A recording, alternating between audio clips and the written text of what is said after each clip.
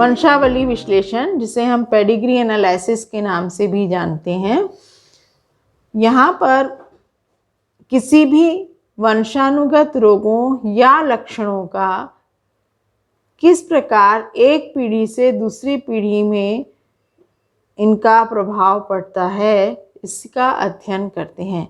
Mendel ने मटर के पौधे में अध्ययन किया विभिन्न लक्षणों का, पर चूंकि मानव जाति में ऐसा संभव नहीं है, इसलिए यहाँ किसी भी वंशानुगत लक्षणों का अध्ययन करने के लिए किसी एक परिवार के विभिन्न पीढ़ियों का अध्ययन किया जाता है और इसे हम बोलते हैं वंशावली विश्लेषण।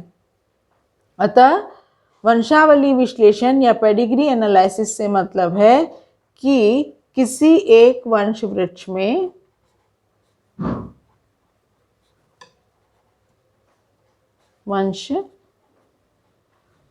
में विशेष लक्षणों का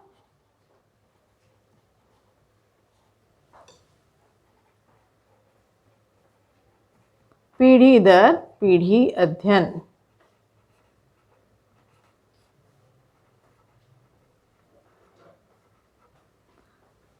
पीढ़ी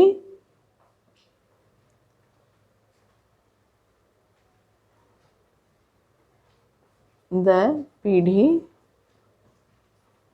अध्ययन, जिससे हमें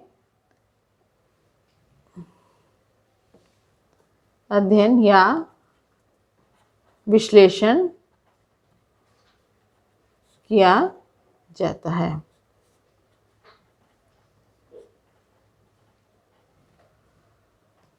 और मानव अनुवांशिकी में वंशानुगत लक्षणों के अध्ययन करने के लिए ये एक महत्वपूर्ण उपकरण है। और यहाँ पर हम देखेंगे कि किस प्रकार प्रतीकों के माध्यम से पेडिग्री एनालिसिस में मादा, नर और प्रभावित व्यक्ति आदि को हम अंकित करते हैं। तो मेल के लिए हमेशा चौकोर सिंबल, मादा के लिए सर्कल गोल, और जिनका लिंग निर्धारित नहीं है उनके लिए इस प्रकार डायमंड शेप, और प्रभावित व्यक्ति को दिखाने के लिए सॉलिड स्ट्रक्चर, इनमें हम इसको सॉलिड रूप में दिखाएंगे। दो लिंगों के बीच में परस्पर मेटिंग के लिए ऐसा बीच में एक लाइन लिख करके दर्शाते हैं, और दो लाइन का मतलब होता है कि मेटिंग क्लोज रिलेटिव्स के बीच में हो रही है, रिश्तेदारों के बीच में विवाह जो है उसको दर्शाता है। पेरेंट्स को दर्शाने के लिए इस प्रकार चौकोर और सर्कल के बीच में एक लाइन और एक वर्टिकल लाइन खींच करके दो हम प्रोजेनी चिल्ड्रंस को दर्शाते हैं। Parent with male child affected with disease, यहाँ पर एक परिवार है, उनका बच्चा किसी वंशानुगत रोग से ग्रस्त है, उसे दिखाने के लिए इस प्रकार के सिंबल का यूज़ करते हैं। तो इस प्रकार के ये विभिन्न संकेत हैं जिनके माध्यम से हम पेडिग्री एनालिसिस में उसको चित्र के माध्यम से व्यक्त करते हैं। हम जानते हैं कि जो भी मनुष्य में लक्षण हैं वो क्रोमोसोम में उपस्थित डीएनए के माध्यम से ही एक पीढ़ी से दूसरी पीढ़ी में ज्यों के त्यों जाते हैं। लक्षणों का वंशानुगत होने का माध्यम है डीएनए, डीऑक्सीराइबो न्यूक्लिक एसिड, जो किस पर उपस्थित हैं, क्रोमोसोम पर, और यही सूचनाओं को दूसरी पीढ़ी तक पहुंचाते हैं, अगली पीढ़ी तक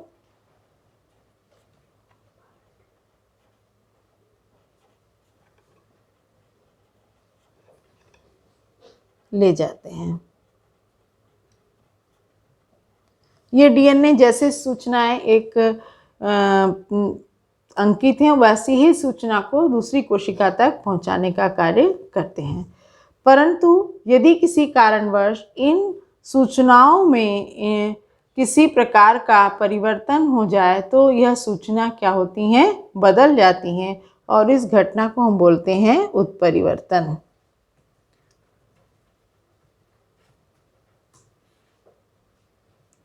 उत्परिवर्तन जो है वो डीएनए में निहित सूचनाओं में परिवर्तन होने से होता है।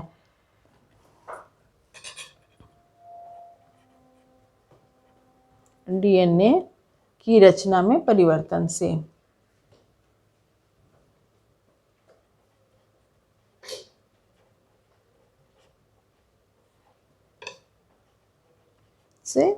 और इसका कारण है रेडिएशन या कोई रसायन, है ना, जिसके कारण इस प्रकार के रूपांतरण होते हैं और बहुत कम होते हैं। अब हम देखेंगे कि यहाँ पर दो प्रकार के हमको वंशानुगत रोग देखने को मिलते हैं जो कि डीएनए या क्रोमोसोम्स में आए परिवर्तन के कारण हैं। वंशानुगत रोगों को हम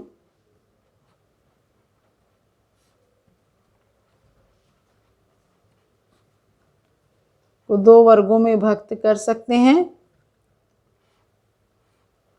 पहला है मेंडेलियन विकार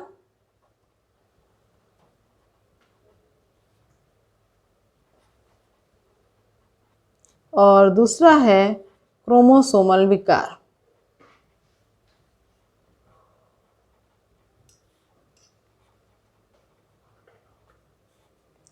मेंडेलियन विकार जो हैं वो किसी एक जीन के रूपांतरण या उत्परिवर्तन के द्वारा निर्धारित होते हैं। एक जीन के रूपांतरण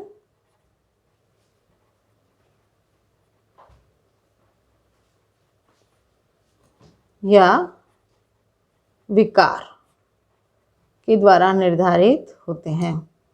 और क्रोमोसोमल विकार क्रोमोसोम्स की संख्या में परिवर्तन,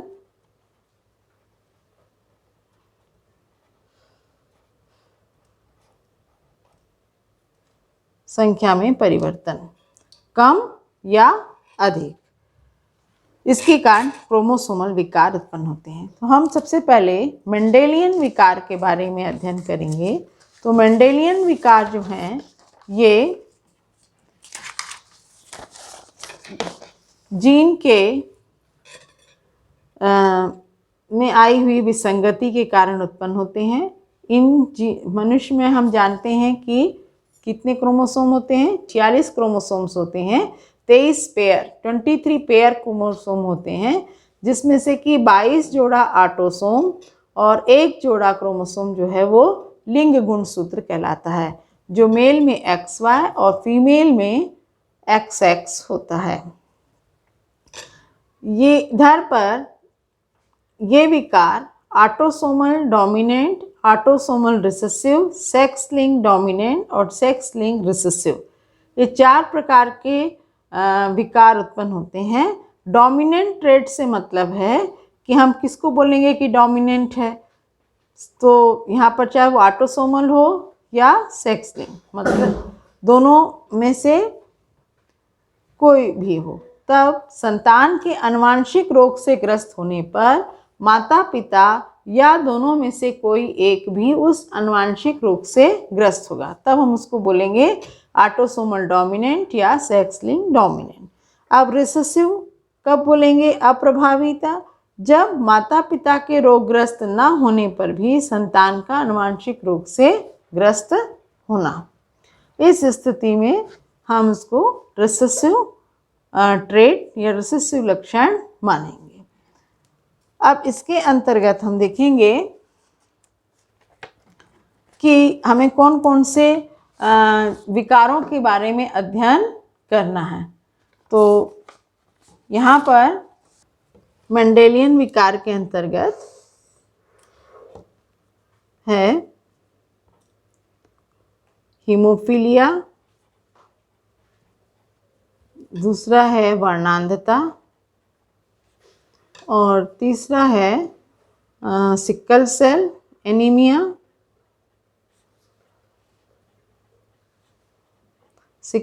एनीमिया, और चौथा है फिनाइल कीटोन्यूरिया 5वां है थैलेसीमिया और 6वां है सिस्टिक फाइब्रोसिस।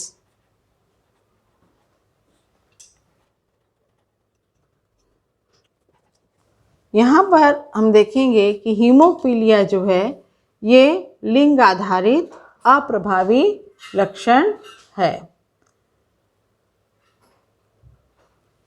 ये एक्स क्रोमोसोम से लिंक्ड है और मदर से नर संतति को प्राप्त होता है। जितने भी एक्स लिंक्ड अप्रभावी लक्षण होंगे ये हमेशा माँ से नर संतान को प्रभावित करते हैं, उनमें ये बीमारी दिखाई देती है। अब हीमोफीलिया की हम बात करें तो हीमोफीलिया जो है इस हीमोफीलिया में रक्त का थक्का नहीं जमता है और ये सेक्स लिंक्ड रिसेसिव ट्रेट है, मतलब एक्स क्रोमोसोम के साथ ये लक्षण जुड़े हुए हैं। और इसका कारण है कि एक प्रोटीन श्रृंखला का अंश मात्र होता है जिसके कारण रुधिर के थक्का बनने से संबंधित एकल प्रोटीन। रुधिर का थक्का क्यों नहीं बनता? क्योंकि एक प्रोटीन उसमें नहीं उपस्थित होता है जिसके कारण रक्त का थक्का नहीं जम पाता, एकल प्रोटीन का अभाव।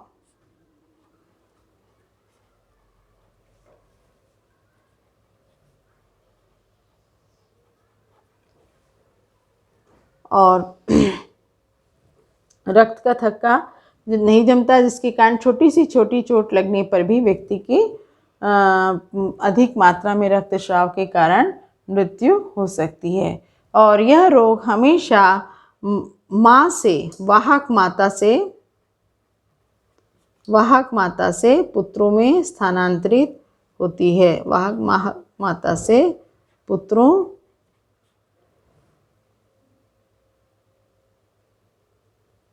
में जाता है।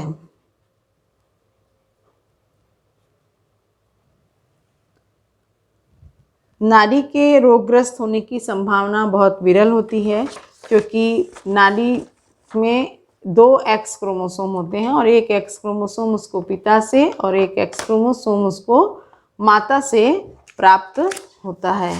यहाँ पर यदि यह तभी संभव है जब माता वाहक और पिता हीमोफिलिक हो, और उस स्थिति में पिता हीमोफिलिक हो तो बहुत समय तक जीवित नहीं रहते और इस स्थिति में माता के हीमोफिलिक होने की संभावना, मतलब पुत्री के हीमोफिलिक होने की संभावना बहुत कम हो जाती है।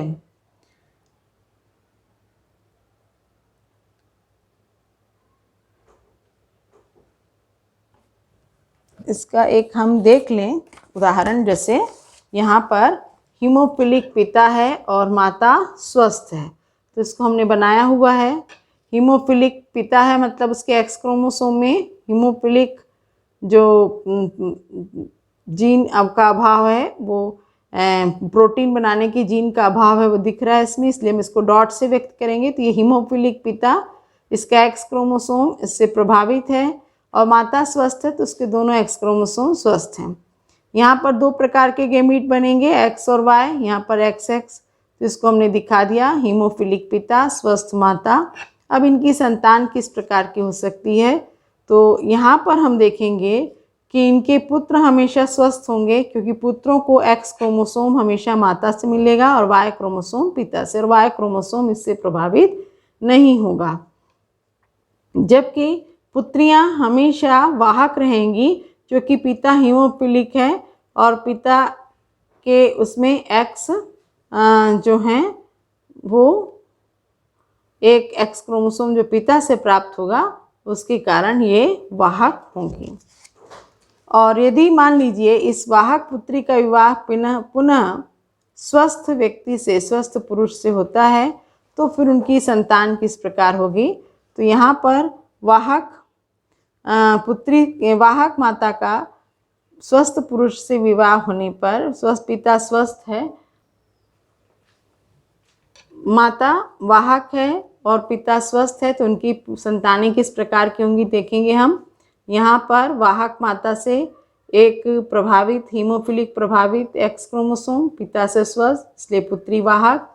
एक स्वस्थ पुत्री होगी अगर उसे माता का स्वस्थ एक्स क्रोमोसोम मिल जाता है, और पुत्र जो होगा वो एक हीमोफिलिक हो सकता है और एक स्वस्थ पुत्र, मतलब 50-50% वाहक पुत्री और स्वस्थ पुत्री और हीमोफिलिक पुत्र और स्वस्थ पुत्र होने की संभावना 50-50%। इस प्रकार हम इसको किसी भी उसमें एनालिसिस कर सकते हैं कि क्या संभावनाएं बनेंगी। इसके बाद हम आते हैं वर्णांधता में। वर्णांधता के बारे में हम देखें तो वर्णांधता भी लिंग संलग्न प्रभावी विकार है। लाल और हरे रंग में ऐसे व्यक्ति भेद नहीं कर पाते हैं, और इसका कारण ये है कि रेटिना में लाल और हरे रंग का भेद करने के लिए उपस्थित शंकु कोशिकाओं में विकार उत्पन्न होता है, और यह क्रोमोसोम एक्स क्रोमोसोम से लिंक्ड है। और इसको हम देखें तो किस प्रकार से वाहक माता, यह हमेशा वाहक माता से स्वस्थ पुत्रों में स्थानांतरित होती है। पुत्री के वर्णांध होने की संभावना तभी है जब वाहक माता हो और वर्णांध पिता हो, जैसा कि हम इस उदाहरण में देख रहे हैं।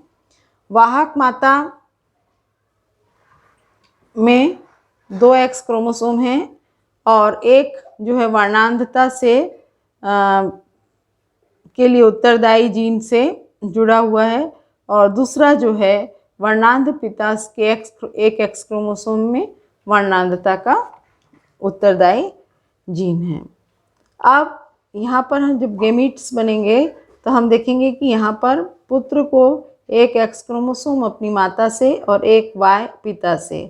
तो चूंकि मान लीजिए अगर पुत्र को वर्णांधता से ग्रस्त जो है एक लिंक्ड एक्स क्रोमोसोम प्राप्त होता है तो वह पुत्र वर्णांध होगा, और अगर स्वस्थ एक्स क्रोमोसोम मिलता है जैसा कि इसमें देख रहे हैं तो वाई चूँकि इससे प्रभावित नहीं है इसलिए पुत्र स्वस्थ होगा। और पुत्री की बात करें तो यहाँ पर वर्णांध पिता होने और वाहक माता होने के कारण संभावना है कि एक पुत्री 50% पुत्री जो है वो वर्णांध हो, क्योंकि उसे माता से एक एक्स क्रोमोसोम वर्णांधता वाला और पिता से दोनों प्राप्त होंगे, और स्वस्थ वाहक पुत्री जो है यहाँ पर एक माँ से एक स्वस्थ एक्स क्रोमोसोम और एक पिता से एक्स क्रोमोसोम जिसमें वर्णांधता के लिए उत्तरदायी जीन है, तो वह पुत्री वाहक होगी। यहाँ पुत्री इनकी स्वस्थ नहीं होगी, वाहक होगी या वर्णांध होगी। पुत्र जो है वर्णांध होगा या स्वस्थ होगा, दोनों के चांसेस जो हैं 50-50% हैं। और इसी प्रकार इसको हम यहाँ देख लें, अगर पिता स्वस्थ है और वाहक माता जो है माता वाहक है और पिता स्वस्थ है, उस कंडीशन में वाहक माता होने पर पुत्रियाँ या तो स्वस्थ होंगी या वाहक होंगी, और पुत्र या तो वर्णांध होगा या स्वस्थ होगा। इनके भी चांसेस हमेशा 50-50% होंगे। अब हम देखें सिकल सेल एनीमिया।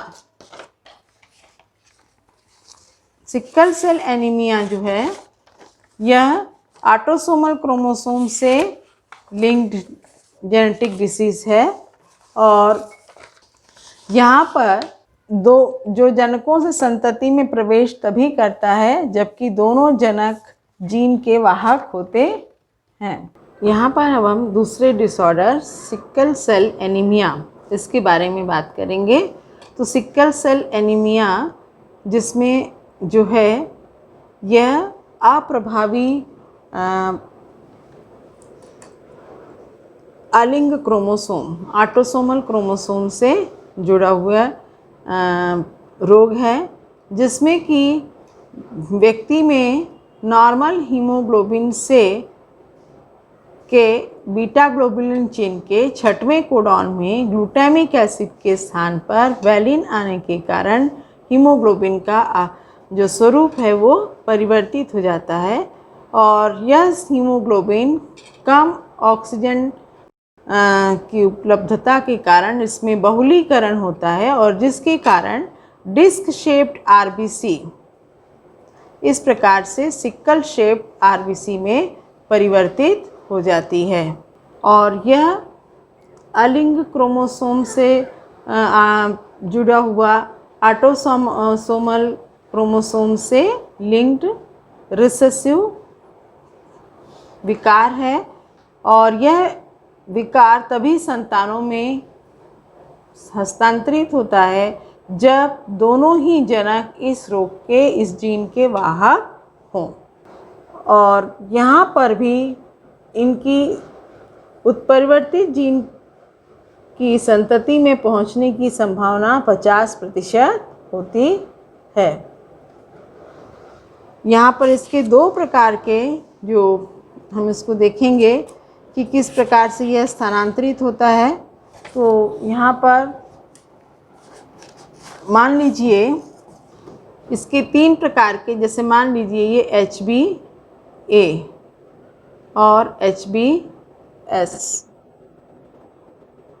HbA है ये नॉर्मल हीमोग्लोबिन के लिए और HbS जो है वो सिक्कल हीमोग्लोबिन के लिए उत्तरदायी है जीन है। तो यदि मान लीजिए यहाँ पर दोनों HbA, तो ऐसा व्यक्ति स्वस्थ होगा और HbA HbS ये वाहक ये स्वस्थ और जहाँ पर दोनों जीन HbS HbS होंगे वहाँ पर व्यक्ति सिक्कल सेल से पीड़ित होगा, सिक्कल सेल एनीमिया से पीड़ित होगा। तो यहाँ हमने कहा कि दोनों जनकों का वाहक होना अनिवार्य है, तभी यह संतानों में इसके लक्षण दिखाई देते हैं। तो मान लीजिए यदि एक भी जनक स्वस्थ है तो संतान में हमेशा यह कंडीशन रहेगी कि वह एक HbA और एक HbS जीन के साथ आएगा। ऐसी संतान वाहक होगी पर उसमें सिक्कल के लक्षण दिखाई नहीं देंगे, परंतु यदि दोनों जनक वाहक हों तो उनकी संतान में सिक्कल सेल एनीमिया के लक्षण दिखाई दे सकते, सिक्कल सेल एनीमिया के लक्षण प्रकट होंगे।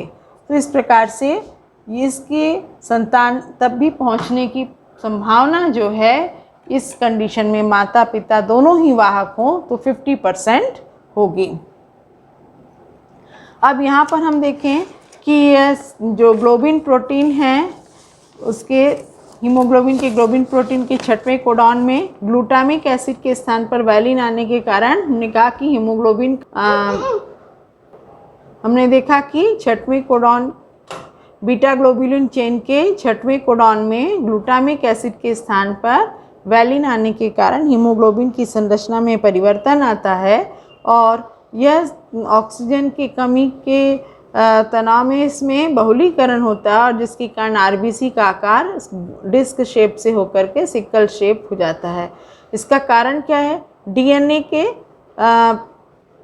कोडॉन में अंतर आने से। यहाँ पर डीएनए कोडॉन जीएजी के स्थान पर मैसेंजर आरएनए के द्वारा जीयूजी कोड हो जाता है और उसके कारण यह अमीनो एसिड में अंतर आता है। तो हमने देखा कि केवल यहाँ पर एक नाइट्रोजन बेस एडिनाइन के स्थान पर यूरेसिल आने से अमीनो एसिड की जो प्रकार है वो बदल जाता है और इस प्रकार छोटे से एक परिवर्तन डीएनए में आए परिवर्तन के कारण हीमोग्लोबिन का संरचना परिवर्तित हो जाती है और आरबीसी का आकार बदल जाता है।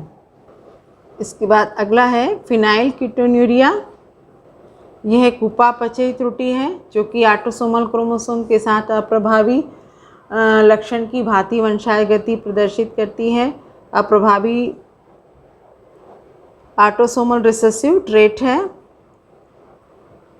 इसमें रोगी व्यक्ति में एलिनिन अमीनो एसिड का उपापचय टायरोसिन एलिनिन अमीनो एसिड का उपापचय टायरोसिन में नहीं होता है,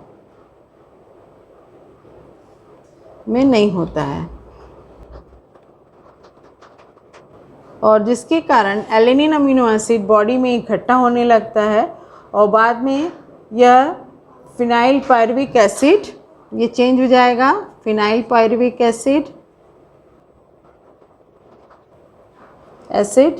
और उसके डेरिवेटिव्स में बदल जाता है, जिसके कारण इसके एकत्रीकरण के कारण होता है मेंटल रिटार्डेशन, मानसिक दुर्बलता।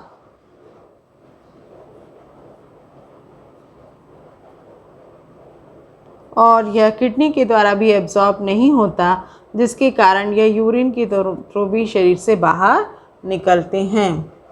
इसके पश्चात दूसरी डिसीज़ है थैलेसीमिया। यह भी रक्त संबंधी विकार है, पर यह हीमोफीलिया की भांति एक्स क्रोमोसोम से लिंक न होकर ऑटोसोमल रिसेसिव कैरेक्टर है। अप्रभावी जीन रक्त विकार है जो जनकों से संतति में वंशानुगत होता है। यह भी जैसा कि सिक्कल सेल है, दोनों जनक अगर वाहक होंगे तभी संतति में इसकी होने की संभावना 50% है। यहाँ पर हीमोग्लोबिन बनाने वाली ग्लोबिन में से किसी एक श्रृंखला अल्फ़ा या बीटा की संश्लेषण दर में कमी आ जाती है और जिसके कारण विकृत हीमोग्लोबिन का संश्लेषण होता है। अल्फ़ा या बीटा ग्लोबुलिन चेन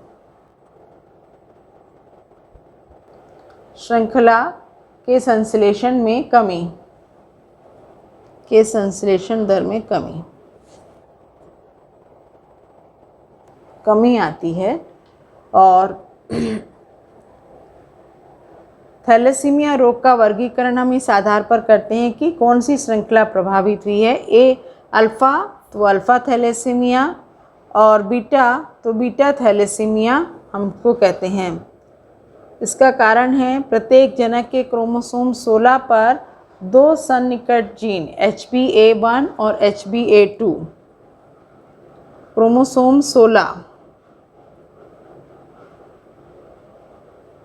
पर 2 जीन HBA1 व HBA2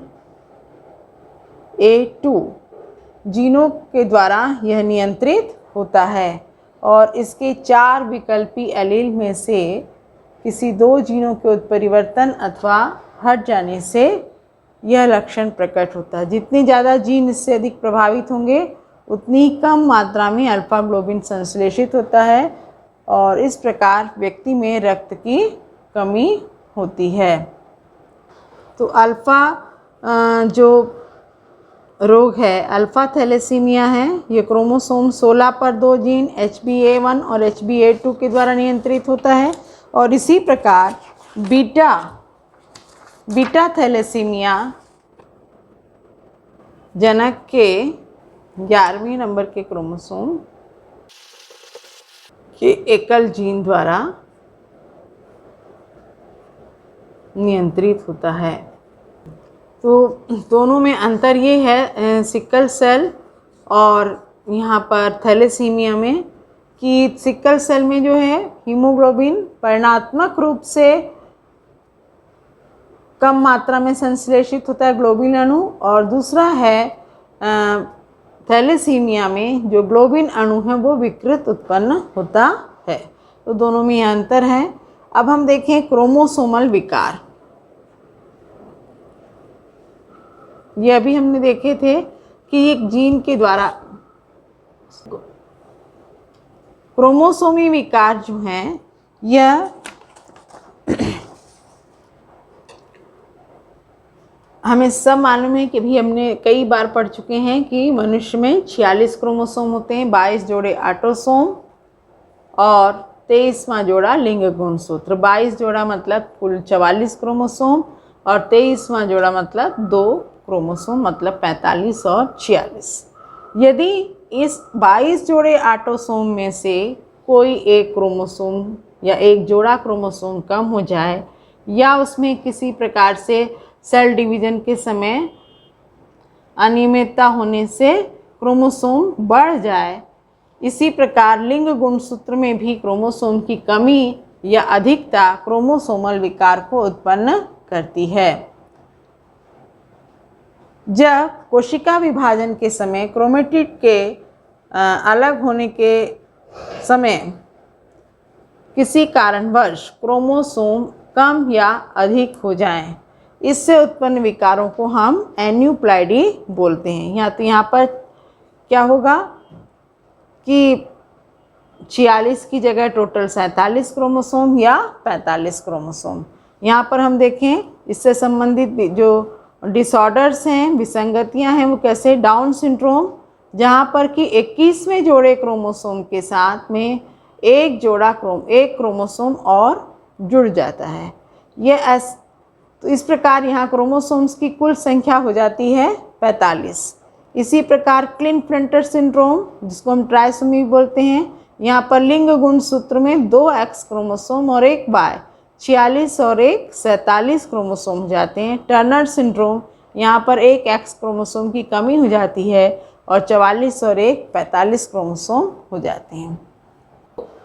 मान लीजिए किसी कारणवश कोशिका विभाजन के समय कैरियोकाइनेसिस के बाद साइटोकाइनेसिस, मतलब केंद्रकी विभाजन के पश्चात जब कोशिका द्रव्य विभाजन होता है और उस समय यह विभाजन पूर्णता से नहीं हो पाए तो क्रोमोसोम्स का एक पूरा समुच्चय अधिक हो जाता है और इस अवस्था को हम बोलते हैं पॉलीप्लाइडी। यह अधिकतर हमको पौधों में देखने को मिलती है और यहाँ पर हम विभिन्न जो विकार हैं उनको हम देखते हैं कि किस प्रकार यह मानव में प्रभावित होते हैं। क्रोमोसोम्स की अधिकता, मान लीजिए 2 क्रोमोसोम जो जोड़े हैं वो अधिक हो गए तो हम उसको हम टेट्रासोमी, या 2 न्यून सूत्री हो जाएं तो नलसोमी, और इस प्रकार स्थिति में व्यक्ति में गंभीर रोग हो जाते हैं, जिसमें क्रोमोसोमल विकार के हमने उदाहरण देखे, Down syndrome, Klinefelter syndrome, Turner syndrome. तो डाउन सिंड्रोम बताया हमने कि 21वें जोड़े क्रोमोसोम में एक क्रोमोसोम का अधिक जुड़ जाना, जिससे कि क्रोमोसोम्स की संख्या हो गई 45। इसका नाम डाउन सिंड्रोम इसलिए है क्योंकि इसको सबसे पहले लैंगडम डाउन ने खोजा था 1866 में। ऐसे सिंड्रोम से ग्रस्त व्यक्ति का कद छोटा और छोटे गोल से जीभ में खांच होती है, मुंह आंशिक रूप से खुला रहता है, चौड़ी हथेली, और व्यक्ति जो है मन और प्रेरक और मानसिक विकास दोनों ही उसका अवरुद्ध होता है। क्लिन-फ्लिंटर सिंड्रोम, इस प्रकार के सिंड्रोम में एक X क्रोमोसोम अतिरिक्त हो जाता है, उसकी प्रतिलिपि अतिरिक्त हो जाती है, जिसके कारण डबल XY मतलब 47 क्रोमोसोम हो जाते हैं और व्यक्ति में फीमेल कैरेक्टर्स भी डेवलप हो जाते हैं और ऐसे व्यक्ति स्ट्राइल होते हैं, उनमें रिप्रोडक्शन की क्षमता नहीं होती है। टर्नर सिंड्रोम, इसमें एक X क्रोमोसोम्स का अभाव होता है, जिसके कारण व्यक्ति में टोटल 45 क्रोमोसोम होते हैं। ऐसी स्त्री भी स्ट्राइल होती है और उसके अंडाशय कम विकसित होते हैं और अन्य द्वितीयक लैंगिक लक्षणों का भी अभाव होता है। इस प्रकार से हम देखेंगे कि वंशावली विश्लेषण के द्वारा हम विभिन्न रोगों का अध्ययन एक किसी फैमिली हिस्ट्री में कि किस प्रकार पीढ़ी दर पीढ़ी उनका ये जाते हैं, उसका अध्ययन कर सकते हैं। धन्यवाद।